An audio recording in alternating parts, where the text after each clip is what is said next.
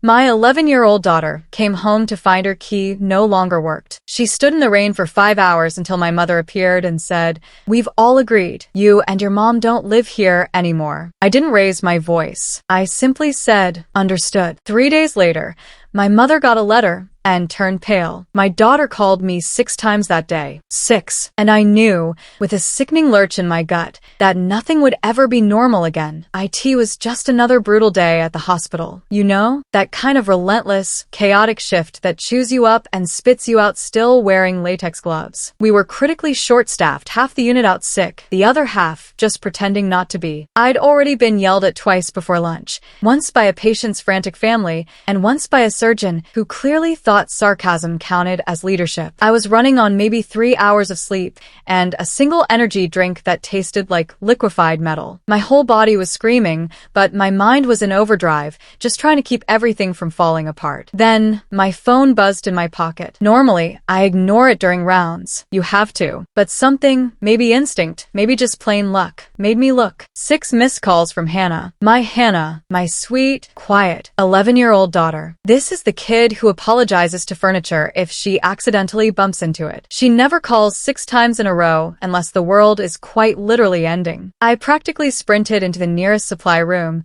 slammed the door shut, and hit call. She picked up instantly. "Mom," she whispered. Her voice was tiny, tight, like she was holding back a storm of tears. "What's wrong, sweetheart?" I asked, my own heart starting to pound. "My key doesn't work," she managed, her voice barely a breath. I frowned, rubbing my forehead. "What do you mean, it doesn't work? Did you try turning it the other way? It won't go in. I think they changed the lock." Then, a tentative, hopeful question. Did Grandma? Maybe Aunt Brittany? A cold dread started to spread through me. They wouldn't change the lock without telling me. That thought was a heavy, silent alarm bell. There was a long silence on the other end, then a small sniffle. "Can you come home?" I glanced at the clock, my heart sinking. Another hour, at least, before I could even think about leaving. "Honey, I can't right now. We're totally swamped here. Try calling Grandma, okay? Or Aunt Brittany. They're probably home." "I did," she said, so quietly I almost missed it. "No one's answering." "Keep trying," I urged, trying to inject more confidence than I felt. "I promise someone will open the door soon." "Okay," she said, but her voice was absolutely devoid of conviction. When the call ended, I stood there, staring at a wall of gauze and surgical gloves, trying to convince myself it was nothing. Just a mix-up, an accident. Then I shoved the phone back into my pocket and, with a heavy sigh, went back to the organized chaos. 2 hours later, I checked my phone again for more missed calls and one single, chilling text message. "Mom, I think they're here. Please come." My stomach dropped, a physical, nauseating plunge. I stepped into the hallway, ignoring the relentless beeping of monitors and the shouts of my colleagues, and called her. She picked up mid-sob. "Mom, they won't let me in." My voice came out sharper than I intended, laced with a fear that was quickly turning to anger. "Who won't, Hannah? Who won't let you in?" "Grandma. Aunt Brittany." They came to the door. "Grandma said." She trailed off, choked by a fresh wave of tears. She said, "We don't live here anymore." I froze. The world went absolutely silent around me. "What?" I breathed, the word feeling hollow. "She told me to stop knocking." She said, "I'm being dramatic." Something heavy and dark, something ancient and primal, began to crawl through my chest. "Hannah," I said, my voice low and steady, a strange calm settling over the storm inside me. "Listen to me very carefully. Are you safe? Where are you right now?" "I'm under the porch light," she whispered. "Is it still raining?" "Yeah." "Okay, stay right there. Don't move. I'm leaving now." I didn't ask permission. I found my supervisor, my eyes probably blazing, and said, "My daughter is locked out of the house. Family emergency." He started to argue, but one look at my face shut him right up. 5 minutes later, I was in my car, scrubs still damp from sanitizer, rain hitting the windshield in furious streaks. It's a strange thing, how quickly your brain can switch from professional empathetic nurse to something else, something primal. I wasn't a nurse anymore. I wasn't a daughter. I was just a mother driving through a storm, white-knuckled and shaking, a cold fire burning in my belly. By the time I pulled into the driveway, it was almost dark. Hannah was a small, desolate lump on the porch, knees to her chest, hair soaked through. Her pink backpack sat beside her like a loyal dog, its presence making the scene even more heartbreaking. I ran to her, sweeping her into my arms. She was freezing, shivering uncontrollably. "I'm sorry," she whispered, her voice muffled against my shoulder, as if she had done something wrong. "You have nothing to be sorry for," I choked out, my throat raw with unshed tears and rage. "You did exactly what you were supposed to do." She nodded, still trembling, clinging to me. Just then, the porch light flicked on. The front door opened. My mother stood there, a wine glass in hand, looking utterly serene, like this was some casual social call. "Elena," she said, feigning surprise. "What on earth are you doing here?" I stared at her, still clutching Hannah. "You changed the locks." The words were flat, accusatory. She sighed, a weary, put-upon sound. "We needed privacy. You locked my daughter out in the rain." "She's fine," she dismissed, waving a hand. "She's 11. My mother tilted her head, giving me that same patronizing look she'd worn since I was old enough to disagree with her. "We've decided you and Hannah don't live here anymore. It's better this way. Less tension." "Who's we?" I managed, my voice trembling now. "Brittany and I, of course." Behind her, my half-sister Brittany leaned against the doorway, phone in hand, a thin veneer of fake concern painted across her face. "Mom, maybe this isn't the best time."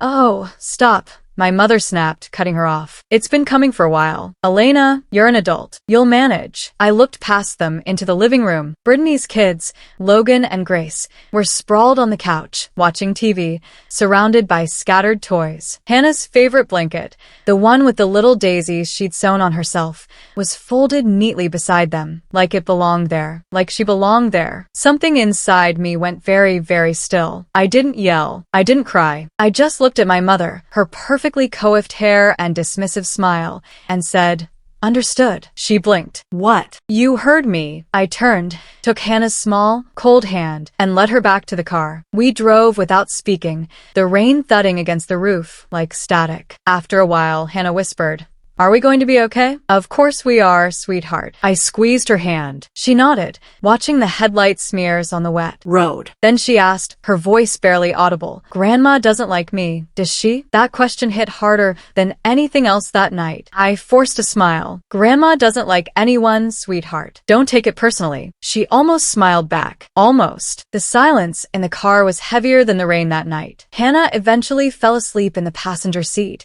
her head against the window, while I kept my eyes on the road and pretended not to replay every word my mother had said. "You and your mom don't live here anymore." "Right." Because throwing out an 11-year-old in a storm is just good housekeeping. I wish I could say I was shocked. Truly. But when someone has been teaching you who they are for decades, you don't get to be surprised. You just finally start believing them. And that's when I realized this didn't start tonight. This started years ago. When I was little, there were 4 of us in that house.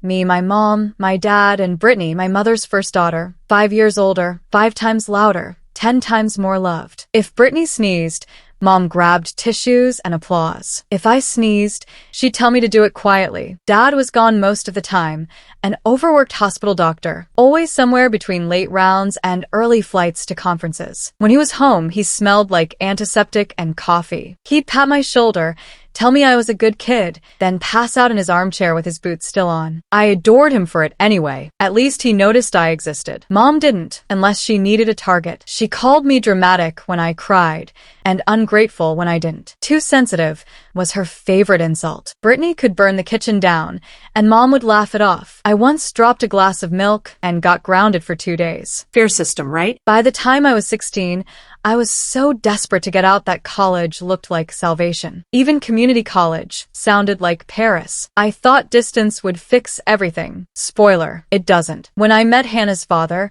I mistook attention for love. He was older, charming in that used car salesman kind of way, and I was 19 with the self-esteem of a houseplant. He bought me flowers once, so obviously he was my soulmate. A year later, I was pregnant. 2 years after that, he was gone. It ended the way cheap magic tricks do. Suddenly, and with everyone pretending to be surprised. He got a job in another state, or maybe another bar stool. I stopped keeping track. What I remember most is sitting in the kitchen with a positive pregnancy test in one hand and a half-written nursing school application in the other, wondering how on earth I was supposed to do both. Turns out you just do. You work. You sleep in 4-hour increments. You learn that crying in the break room counts as self-care. You also learn that being perpetually tired becomes part of your personality. But we managed. Hannah and I had a small apartment, stacked with medical journals and unpaid bills. Life held together with takeout and overtime. Not happy, exactly, but free. And that was close enough. Midway subscribe line. By the way, if you're still with me through this wild ride, make sure to hit that subscribe button. Trust me, there are more unbelievable stories coming. 3 years ago, Dad retired. He'd spent his life saving strangers. Now he wanted to save time. He called one afternoon, said he wanted to visit, to catch up, to make up for lost years. And he actually did. He showed up every week with takeout and stories about impossible patients and miracle recoveries. Hannah adored him. He adored her back. They had the same quiet way of watching people, like they were cataloging every secret. Mom didn't like it. Every visit reminded her that I existed. Then he got sick. I won't name it. You don't need the word to feel the weight. All you need to know is that it came fast and didn't leave. Mom called one night, her voice trembling in that way she thinks sounds fragile and tragic. He needs help, Elena. You're a nurse. Translation, come fix this. So Hannah and I moved in. I told myself it was temporary, just until he got better. Or worse. Those 2 years were the only time that house ever felt like a home. Dad was kind, grateful. I ran the place like a small hospital. Charts, pills, meals, order. Mom floated around, acting like Florence Nightingale, except her uniform was wine and denial. When Brittany visited with Ryan and the kids, Mom lit up like the 4th of July, throwing dinner parties that looked more like auditions for sainthood. The moment they left, the lights went out again. 3 weeks ago, Dad's body finally gave up. The funeral flowers hadn't even wilted when the house started to change. Grief does strange things to people. Some fall apart. My mom redecorated. 3 days after the funeral, she was already moving furniture, humming to herself, calling it fresh energy. She started with Dad's room, painted it pale yellow, changed the curtains, moved out his books. She said it would make a perfect space for when Brittany and the kids visited. Within a week, it looked like a showroom. New bunk beds, toys, framed photos of Logan and Grace on the dresser. Not one of Dad. Not even one. I remember standing in the doorway, still in my black dress, watching her roll paint like nothing had happened. She looked happy, energized, like someone setting up for a holiday instead of dismantling a life. I wanted to ask how she could do that so soon, but she beat me to it. Brittany and Ryan might come stay next weekend, she chirped. The kids shouldn't have to cram into the guest room anymore. They'll need their own space. She smiled, like she was explaining something perfectly sensible. I nodded, because what else do you do when your mother is already turning grief into a renovation project? After that, the visits blurred together. Brittany's family was there almost every weekend. They had their own keys, their own laughter echoing through rooms that used to belong to my father. And somehow Hannah and I, who actually lived there, started to feel like guests. Mom called it healing. She said it made the house feel alive again. Meanwhile, Hannah and I stayed in the smallest room down the hall, our beds pressed against opposite walls. Mom called it cozy. I called it claustrophobic. One night, I overheard her in the kitchen, whispering to Brittany, "Rent's outrageous these days," she said. "It just makes sense for you to live here full-time. We'd all save money." Then, quieter, she added, "Besides, Elena probably won't stay much longer. She was only here for your father." I remember standing in the hallway, holding a mug of tea that suddenly tasted like metal. It wasn't even a month since the funeral,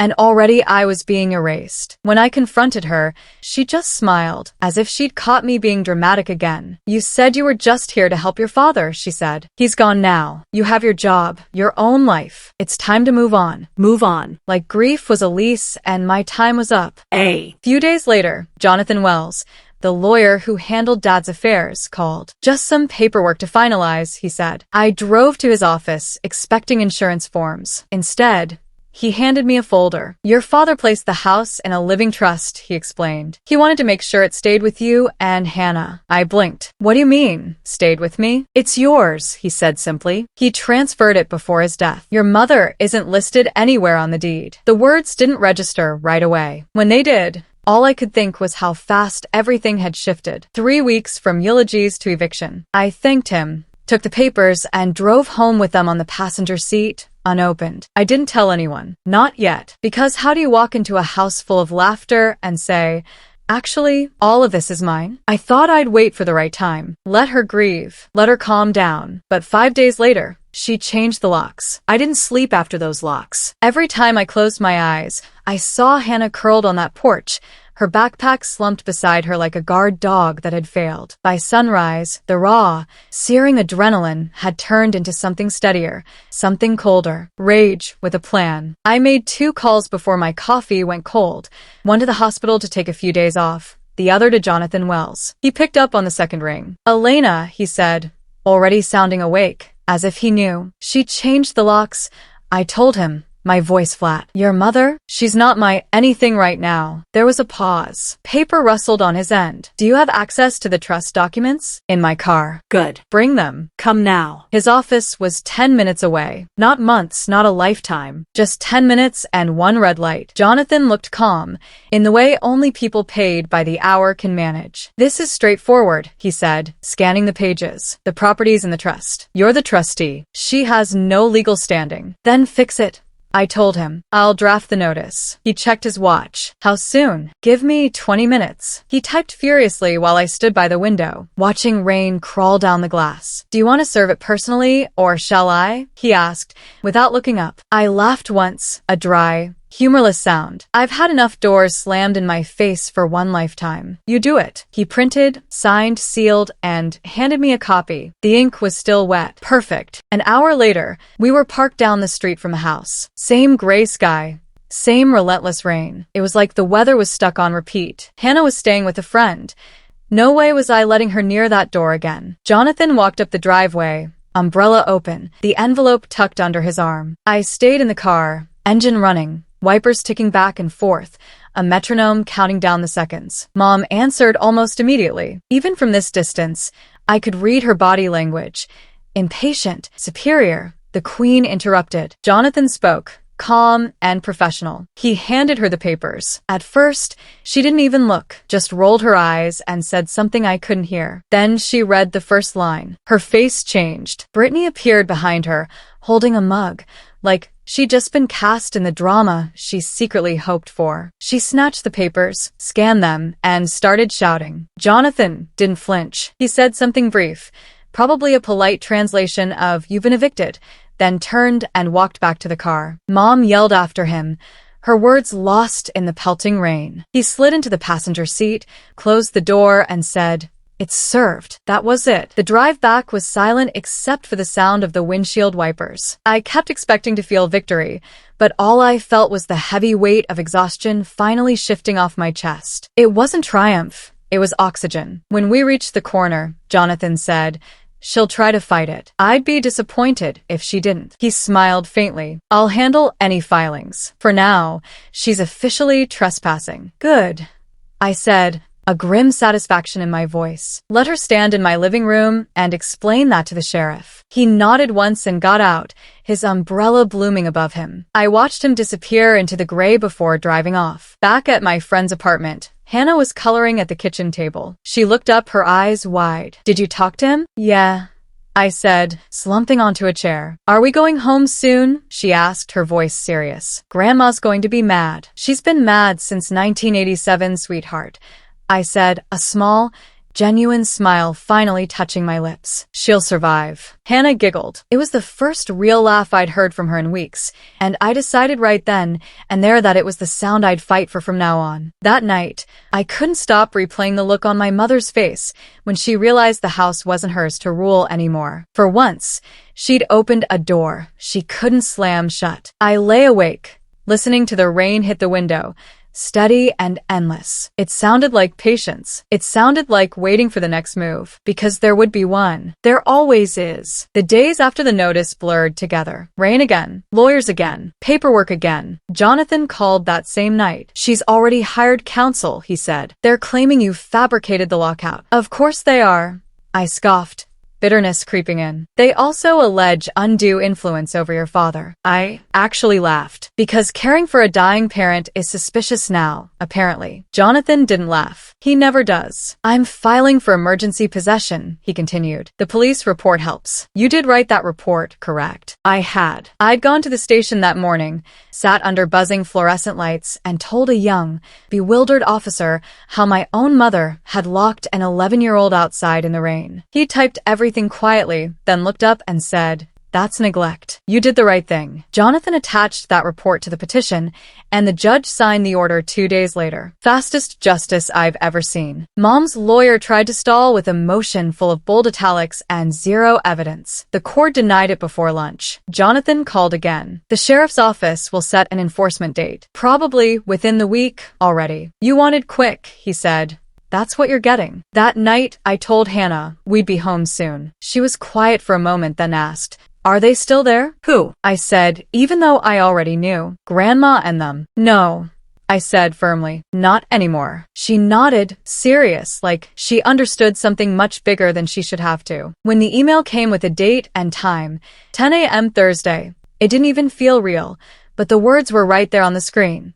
Writ of possession. Immediate enforcement. The morning of the eviction, I woke before the alarm, my heart already sprinting. The sky looked like metal again, gray, restless. I made coffee so strong it could dissolve a spoon and drank it standing up. Jonathan had emailed the schedule the night before. 10 a.m. Sheriff's enforcement. Standard procedure. 2 words I'd been waiting for. Standard procedure. Because nothing about my family ever was. Hannah was at school. I told her I had errands. She believed me. I didn't want her to see this. No child should ever watch people she called family being escorted out by law enforcement. When I pulled onto the street, my stomach twisted. 3 cars in the driveway, of course. Brittany's SUV, Ryan's truck, Mom's sedan. They were all home for the big show. 2 deputies were already at the door when I parked. I stayed near the sidewalk, rain starting to mist down, pretending to scroll through my phone like this was someone else's house. From inside came voices, sharp, familiar. Mom first, high-pitched and offended. Then Brittany, dramatic, wailing like she was auditioning for pity. Ryan chimed in with that useless tone men use when they think volume equals authority. One of the deputies knocked again. Firmer this time. The door flew open. Mom appeared, hair perfect, fury perfected. She pointed at me across the yard, her fingers shaking, like I'd been summoned from hell. "She's the one," she yelled. She forged everything. The deputy didn't even look at me. "Ma'am, we have a court order." Brittany appeared behind her, holding her phone up like she was live streaming the whole thing. "This is abuse," she shrieked. "You can't throw out a widow." Ryan muttered something about lawyers and rights as he folded his arms across his chest. The deputy read the order anyway, his voice calm, steady, unmoving. He explained that they had 15 minutes to collect essential items and leave the property. 15 minutes. Mom laughed. The brittle, broken kind of laugh. "You can't be serious." He was. They started pacing, arguing, knocking things over in their panic. Brittany cried harder. Ryan slammed a door inside. Mom kept repeating, "This is my home." Like repetition could turn it into truth. I just stood there, halfway up the walkway, hands in my jacket pockets, pretending the rain didn't sting my face. I didn't say a word. When the first deputy stepped aside for them to pass, Brittany stormed out carrying a stack of clothes and 2 framed pictures, one of her kids, one of Dad, which she'd clearly taken from his office. I almost said something. Then I remembered. Not my circus anymore. Ryan followed, lugging a box and glaring at me like he thought I'd enjoy this. He wasn't wrong. Mom was last. She paused on the threshold, turned toward me, her eyes glassy, with something between hate and disbelief. "I hope you're proud," she said, her voice dripping venom. I wasn't. I was just tired. She walked past me without another word. The deputies closed the door behind her, simple and final. The silence that followed felt unnatural, too thick, almost suffocating. One deputy handed me the keys. "Ma'am," he said, "it's yours now." 3 words, heavier than I expected. I thanked him, my voice cracking halfway through. When their cars finally pulled away, I stood there alone in the drizzle, staring at the house that had been both battlefield and cage. I went inside. The air smelled like dust and perfume, sweet rot. A glass of wine sat abandoned on the kitchen counter. A jacket hung, over a chair. It looked less like people had lived there and more like they'd vanished mid-scene. I opened windows one by one, letting the rain-scented air drift through. For a second, I thought I heard Dad's voice in the quiet. "You did what you had to." I wanted to believe him. That evening, I picked up Hannah from school. She climbed into the car, her eyes lighting up when she saw the boxes in the back seat. "Are we moving again?" she asked. "Home," I said. The word felt strange in my mouth, like something I hadn't used in years. When we walked through the door, the house echoed with our footsteps. She ran from room to room, touching everything, claiming territory. "This is ours again," she said, her voice filled with wonder. "Yeah," I whispered, pulling her close. "It always was." It's been 6 months since the eviction, Hannah, and I haven't spoken to any of them. No calls, no texts, no surprises. I blocked every number. Peace looks good on a screen.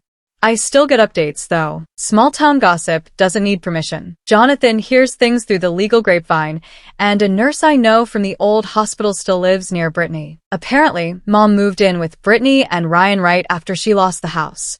It lasted about a month before things exploded. Mom started reorganizing their house. New curtains, new furniture, new rules. Ryan didn't take it well. They had a huge fight, and she locked him out. Cops got called again. He moved out a week later. Now Mom and Brittany live together, which everyone says is going great if you define great as two people passive-aggressively competing for oxygen. Their latest argument even made it onto Facebook Marketplace comments. Someone screenshot it and sent it to me. Mom was selling Brittany's old dining set. Brittany replied, "You don't even live here." Beautiful symmetry. As for us, we're good. Hannah's been helping me in the garden. She says, "Everything grows faster when you stop shouting at it." The house is quiet. No new locks, no new storms. And best of all, no one's tried to move INSO. What do you think? Did I go too far or not far enough? Have you ever had to fight for your home or for your peace against your own family? Tell me what you think. I really want to know.